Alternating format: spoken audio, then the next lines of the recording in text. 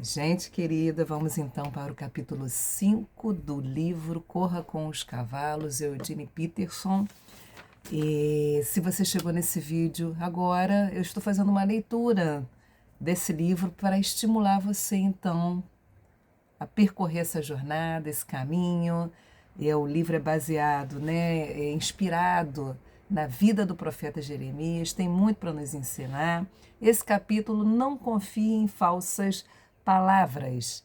Jeremias nasceu na última década do reinado de Manassés. Foi o pior rei que Jerusalém já teve.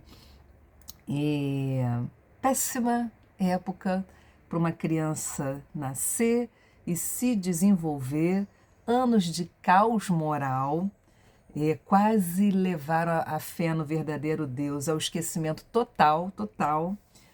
Manassés morreu, esse é o tempo de Jeremias. Seu filho Amon o sucedeu. Alguma coisa mudou? Não. O mal continuou, as pessoas estavam saturadas, Amon foi assassinado e é então que chegamos ao reinado de Josias, um menino de 8 anos que promoveu uma reforma. É curioso a gente perceber que, assim como não foi uma boa época para Jeremias, obviamente também não foi uma boa época para Josias. Seu avô e seu pai foram pessoas iníquas, idólatras, devassas, mas esse menino de 8 anos, o Eugene Peterson faz uma analogia que eu acho sensacional, um calçamento, um asfalto, mas eu percebo muito em calçamentos, inclusive aqui na minha própria casa. Você faz o calçamento e ali no meio daquele concreto abre uma fissura e uma planta consegue nascer.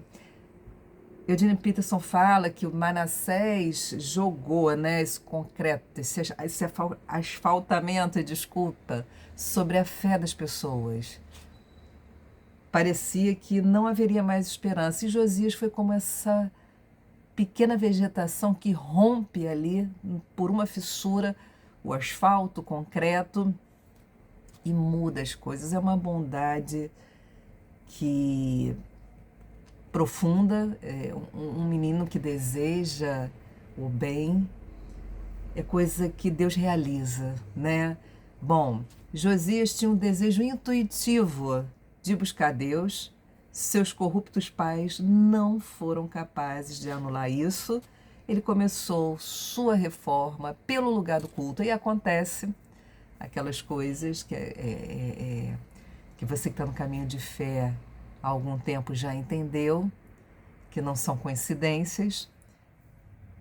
Naquele lugar de culto, o livro de Deuteronômio foi encontrado. Você já leu Deuteronômio? Se não leu, precisa ler. E aquilo mudou totalmente Josias. Ali ele entendeu o que é o culto ao verdadeiro Deus. O que seria o culto ao verdadeiro Deus? Coisa que por décadas estava esquecida, havia sido corrompida, e ele diante daquilo fala, não, agora a gente tem o norte, agora a gente tem a direção, agora a gente tem o certo a fazer. Olha essa frase que o Eugene Peterson coloca. O tipo de culto define o tipo de vida, por isso tão importante conhecer o verdadeiro culto, e é isso que a reforma de Josias vai fazer. E Jeremias? Jeremias participa dessa reforma com a sua pregação, falando ao povo, né? Outra frase aqui do livro, a idolatria havia formado uma crosta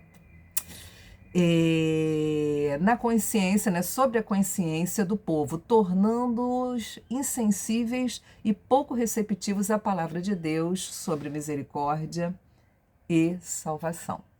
O que o Eugene Peterson vai mostrar para gente, que apesar de importante, de bem intencionada, de ser um salto incrível, das gerações de Manassés, Amon, agora Josias, o que Josias fez foi tudo que era possível ser feito a um rei,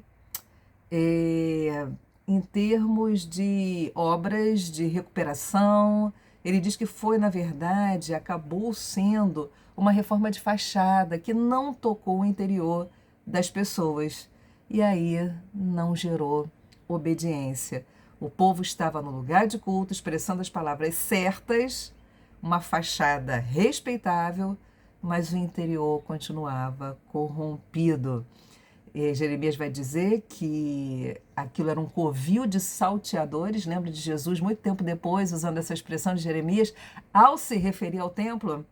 Porque um covil de salteadores, um lugar que serve de esconderijo para ladrões entre um ataque e outro. O alerta de Jeremias é Jerusalém. Lembra de Siló? Siló foi um centro de culto importantíssimo. Ali foi armado o tabernáculo, colocado a Arca da Aliança. Ali Josué dividiu a terra conquistada. Ali Samuel pregou. E naquele tempo, né, o hoje aqui de Jerusalém e de Josias, o que era Siló? Nada. Um amontoado de pedras à beira do caminho. Siló havia sido o lugar certo, com as palavras corretas. Palavras corretas foram ditas ali, mas não levou o povo ao caminho de Deus. Aconteceu com Siló, pode acontecer com Jerusalém. Essa é a pregação de Jeremias, né? E caminhar com Deus não é coisa que se realiza apenas dentro do templo, nesse contexto, e hoje a gente sabe, claro, tem experiência, tem vivência para dizer que a vida que acontece só dentro da igreja gera hipocrisia, não leva ninguém a esse caminho de andar com Deus 24 horas. E aí, outra analogia do Eugene Peterson é que uma coisa é a festa de casamento e outra coisa é a vivência do casamento. Numa medida, a festa de casamento é a parte fácil. Tem todo aquele preparativo, né? É cerimonialista, são flores, é o buffet, quem são os padrinhos, a roupa, né? A roupa certa, as músicas. Numa medida, aquilo é a parte fácil, é parte importante, porque é a celebração, mas a vivência do casamento é no dia a dia que você vai desenvolver o amor, a generosidade, a ternura.